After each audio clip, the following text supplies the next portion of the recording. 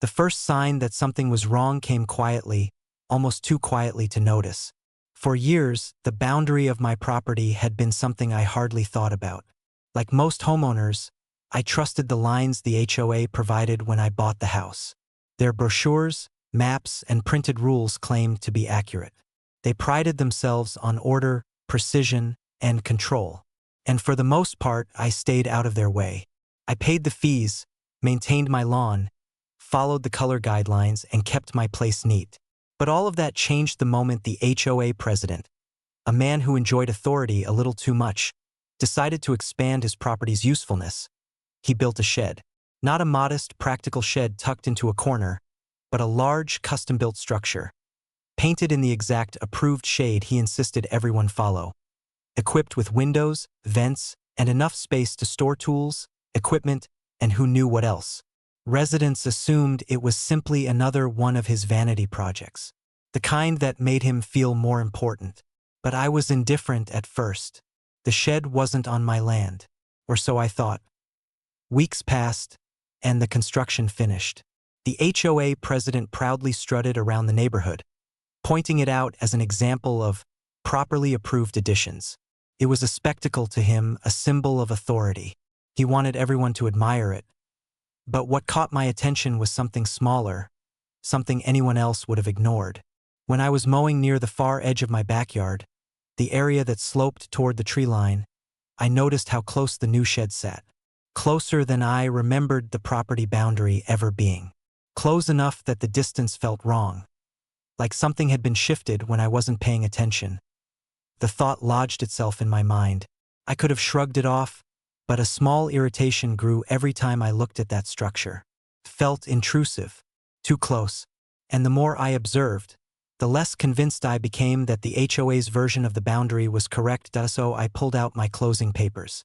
It was a thick folder I hadn't touched in years, filled with diagrams, surveys, signatures, and notes from the original purchase. At first glance, everything matched what I remembered. But there was a nagging detail buried deep in a corner drawing, one that didn't align with the HOA's printed map. That was all it took to send me down a path they never expected. The next morning, I paid for a professional land survey, something I assumed would simply put my suspicions to rest. I expected the surveyor to confirm that the HOA's map was right and that my memory was wrong. Instead, the longer he worked, the more his eyebrows pulled together in concentration. He measured, walked, double-checked, marked, and measured again. Every time he returned to the corner near the shed, his expression tightened. When he finally finished, the report left no room for doubt. My property line extended farther than the HOA had indicated, significantly farther. In fact, so far that nearly a quarter of the HOA president's new shed stood directly on my land. The realization stunned me. The shed wasn't simply close to the border. Crossed it. It occupied it. And not by a few inches or an accidental misplacement of a wall. No, it sat so comfortably on my land that the construction clearly relied on the HOA's incorrect map. Or, perhaps more accurately, the map the president had selectively modified. I stared at the flagged markers for a long time, imagining the smug face of the man who built the shed. The same man who fined neighbors for leaving trash cans out too long or planting unapproved flowers. The same man who once tried to issue me a warning because my mailbox paint had faded slightly. The idea that he had built illegally on my land was poetic in a way that felt almost unreal. I didn't rush into action.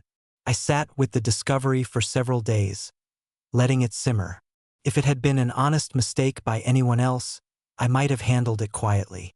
I might have offered time to relocate the structure or find a mutual agreement. But this was a man who thrived on control, a man who believed he was above consequence. A man who weaponized HOA rules whenever possible. So I decided my response needed to match the situation. I reviewed the survey again and again. The boundaries were clear. The shed's intrusion was undeniable. Legally, ethically, and practically, the structure could not remain there without my permission. The HOA president had inadvertently placed himself in a position of weakness, one he had never imagined could exist. The next step was research. I spent days reading state property laws, easement rules, encroachment cases, and legal precedents. It became clear that removing the shed would be within my rights. Forcing him to dismantle it was an option fully supported by court decisions. But the more I read, the more I realized something far more interesting. A property owner can, under certain conditions, charge rent for structures built on their land without permission. The concept fascinated me. Charging him rent, turning his arrogance into a monthly obligation. It was a form of justice no HOA rulebook could override. I didn't make any moves yet. Instead, I carefully documented everything. Photos of the shed, measurements, survey diagrams, timestamps, and written notes. If he tried to retaliate, I wanted an airtight record. I knew the HOA president well enough to expect resistance, outrage, denial, or deflection. But none of those things would change the facts. The land was mine. Every time I looked out the window and saw the shed sitting confidently where it didn't belong, I felt a strange mixture of annoyance and anticipation. The quiet corner of my backyard had become a chessboard, and the most powerful piece had just wandered into check without realizing it. The moment I decided to confront the situation was the moment the HOA delivered a notice to my door. A fine. A petty, unnecessary fine claiming that my grass near the back fence was slightly uneven. The timing was too perfect to ignore. They wanted control. They wanted obedience. This was the push I needed to begin. I read the notice calmly, knowing they had no idea what was coming. Because soon, the president would learn that the land he built on wasn't his. And the structure he bragged about wasn't fully his either. I folded the notice, set it aside, and prepared to take the next step. The step that would lead to a confrontation none of them were prepared for. After days of careful planning, I finally felt ready to act. My discovery of the property encroachment had shifted the balance of power in my favor. But I knew this wasn't the time to act impulsively. This was a situation that demanded strategy, patience, and precision. Any misstep could give the HOA president the excuse to rally support against me, or worse, twist the story in his favor. I began by drafting a formal letter. But this wasn't just a generic complaint or a vague demand. Every word had a purpose. The letter outlined the survey results, clearly demonstrating that a portion of the shed intruded onto my property. I cited local property laws and encroachment rules, and then I calmly but firmly stated my proposal. Since the shed occupied my land, the president would need to pay monthly rent for the portion of the structure that stood on my property. I included a suggested amount, more than fair, but low enough to avoid immediate pushback or legal challenge. The goal wasn't to bankrupt him. It was to assert authority and teach a lesson about overstepping boundaries. I sent the letter via certified mail, ensuring there was a documented record of delivery. Then I waited. I watched from my kitchen window, pretending to go about my usual routine, as neighbors carried on with their lives oblivious to the brewing drama. Inside, however, anticipation crackled like electricity. Every sound outside, a lawnmower, a car door, a dog barking, felt amplified. I imagined the moment he would open that letter, read the words, and realize that the tables had turned. The response came faster than I expected. A knock at the door, firm, insistent, and accompanied by the unmistakable presence of authority. It was him, the HOA president, standing in his tailored clothes, eyes narrowed, a mask of calm concealing fury. He held the letter in his hand as if it were a bomb. I greeted him with a neutral expression, refusing to show the slightest hint of intimidation. Inside, I was brimming with satisfaction. He scanned the room, searching for allies, witnesses, or signs of weakness. Finding none, he focused on me. His voice, though composed, carried a subtle edge of threat as he muttered that there must be some mistake. He claimed the survey was flawed, that the boundary lines were official, that the HOA maps were final. But I had anticipated this. I calmly explained the certified survey results, highlighting the measurements, the stakes, and the exact portions of the shed encroaching on my property. I left no room for debate. The facts were indisputable. The evidence was concrete. The law was on my side. He realized quickly that arguing was pointless. But the frustration in his posture was unmistakable. Pride, control, and ego were now clashing with reality. I had given him options. Either pay rent willingly or face legal consequences that could cost him far more in money and reputation than the modest rent I suggested. It was a choice he had never expected to confront. For years, he had exercised authority without opposition, enforcing rules with an iron fist while rarely facing pushback. Now the tables had flipped, and he knew it. Word spread quickly, faster than I anticipated. By the end of the day, neighbors were talking. Some were curious, some skeptical, some secretly delighted. Everyone knew the HOA president as someone who prided himself on control, someone who issued fines for minor infractions, someone who wielded power like a weapon. Watching him navigate the consequences of his own actions was a spectacle many had quietly longed for.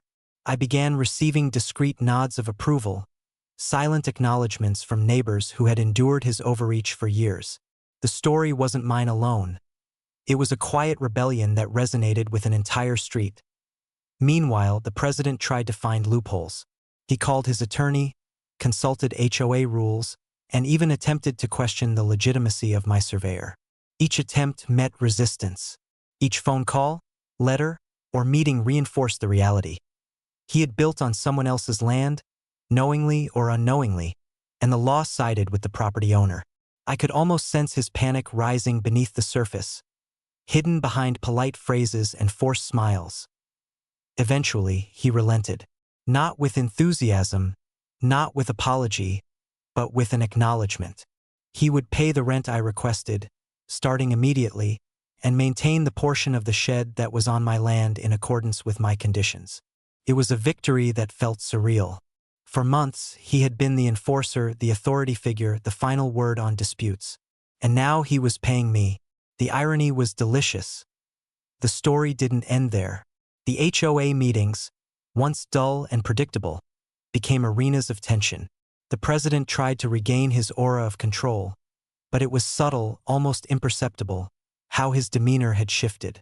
People noticed the change, whispered about the rent arrangement, and quietly celebrated the quiet justice of it all. The incident had exposed vulnerabilities in the system, vulnerabilities no one had dared to challenge until now. My case became an unspoken example of accountability, a cautionary tale that no amount of power could override property rights. But even as the triumph settled in, I remained cautious. Power dynamics in HOA communities are delicate. One wrong move, one ill-timed complaint, and the story could shift back in his favor. So I continued documenting, photographing, and recording everything related to the shed. Every payment, every email, every conversation was archived meticulously. I was not just protecting my land. I was safeguarding the leverage that ensured fairness and honesty. The lesson was simple. When someone abuses authority, consequences can arrive quietly but with lasting effect. Strangely, life went on around the conflict. Kids played in the yards, neighbors walked dogs, and maintenance crews mowed the lawns. Yet beneath the normalcy, a quiet shift had occurred. Power, once taken for granted by the president, had been redistributed. And I could see, in the subtle glances, the whispered conversations, the avoidance of his once unquestioned authority, how the balance of control had changed at a night. When the street was silent and my house felt like a fortress, I often looked toward the shed. It was still there, occupying part of my land, but now it symbolized something entirely different. It was a monument to the truth, a testament to patience, research, and the courage to challenge authority. And it reminded me of the fragile line between power and accountability, a line too often ignored in HOA communities until someone decided to enforce it. The next steps were inevitable. The president would need to make the rent payments, follow regulations, and adjust to his new reality. But beyond that, the ripple effect was only beginning. Neighbors, previously silent, were now emboldened. Minor disputes became slightly easier to navigate, and the aura of untouchable authority surrounding the HOA president diminished. The community, in subtle ways, had learned a lesson about fairness, boundaries, and the courage to assert one's rights. And yet, I knew the story wasn't over. The confrontation had been won, but the dynamics of HOA politics are never truly settled.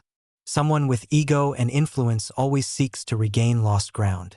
The next chapter, I realized, would be about ensuring the consequences of this misstep endured, that the precedent I set was not only recognized but respected. Because in communities ruled by rules and reputations, lessons are remembered longer than fines, complaints, or meetings.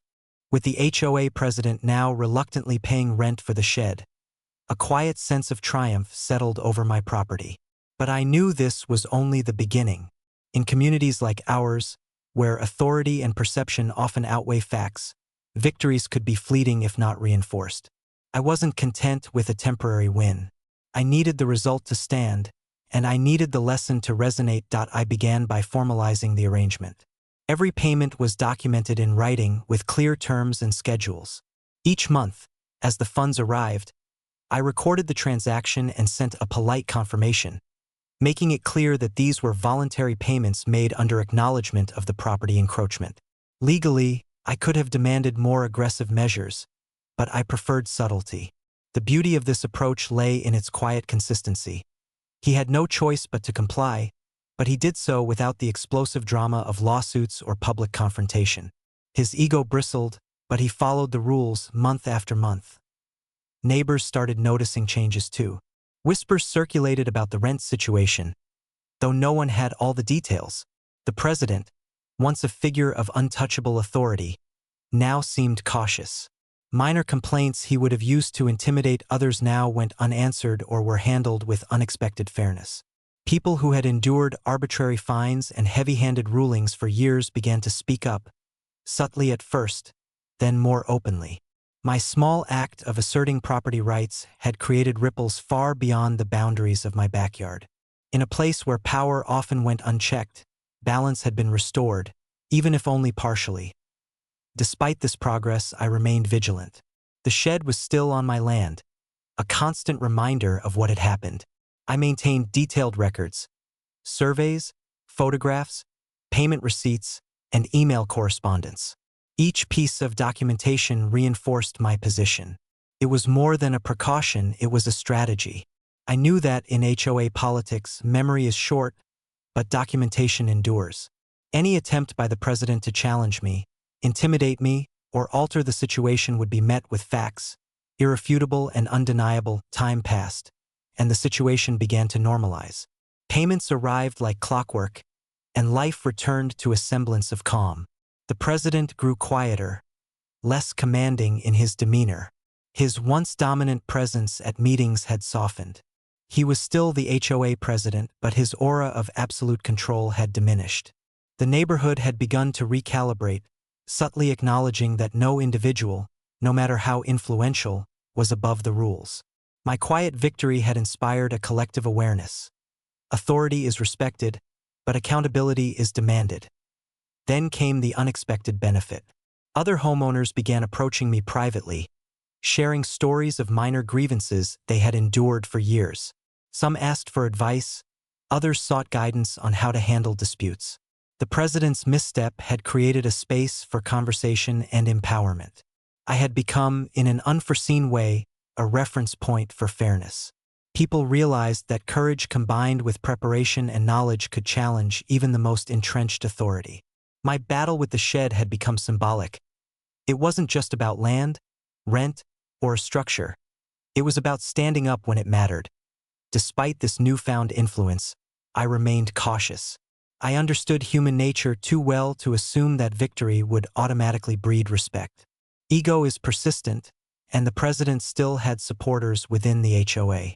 Some meetings remained tense, with subtle attempts to assert dominance or question minor decisions I made about my property. But each time, I relied on the same combination of documentation, patience, and quiet authority that had brought me this far. I had learned that consistency is more powerful than confrontation, that facts speak louder than accusations, and that sometimes patience is the sharpest tool in any dispute. Months later, I looked out toward the shed one evening, just as the sun was beginning to set behind the trees. The light cast long shadows across the yard, highlighting the corner of the structure that rested squarely on my property. I felt a sense of satisfaction unlike anything I had experienced before. The shed, once a symbol of intrusion and arrogance, had transformed into a monument of justice and foresight. Every board, every nail, Every corner represented a balance restored and a lesson delivered. Power is temporary, but property rights are enduring, I reflected on the journey. What began as a simple observation, a shed that seemed too close, had evolved into a carefully orchestrated assertion of authority, a legal and moral victory, and a subtle transformation of the neighborhood dynamic. I had not sought revenge for its own sake, but rather accountability. The results were sweeter than any impulse of anger could have provided. And while the president may have begrudgingly paid rent, the wider impact was immeasurable. A community reminded that no one is immune to oversight, and that fairness can be enforced with determination, patience, and strategy. As I continued tending my garden, preparing my lawn for the next seasonal changes, I noticed a subtle shift in interactions around the neighborhood. Conversations were kinder, more measured, and grounded in mutual respect rather than fear. The president no longer held the unquestioned sway he once did. Minor disputes were approached with fairness, not intimidation. And even the smallest gestures, neighbors returning borrowed tools promptly, children allowed to play without constant oversight, reflected the influence of one small act of standing up for one's rights that in the end, the shed became more than just a structure on my property. It became a symbol of justice, a testament to the power of knowledge and preparation, and a reminder that even the most confident authority figures can be humbled. I continued to live my life, tending to my home, paying attention to my surroundings, and ensuring that boundaries, both literal and metaphorical, were respected. And through it all, I understood that true victory comes not from confrontation, but from ensuring fairness, protecting one's rights, and quietly, patiently, letting accountability take its course. The HOA president never admitted fault publicly, and he never apologized.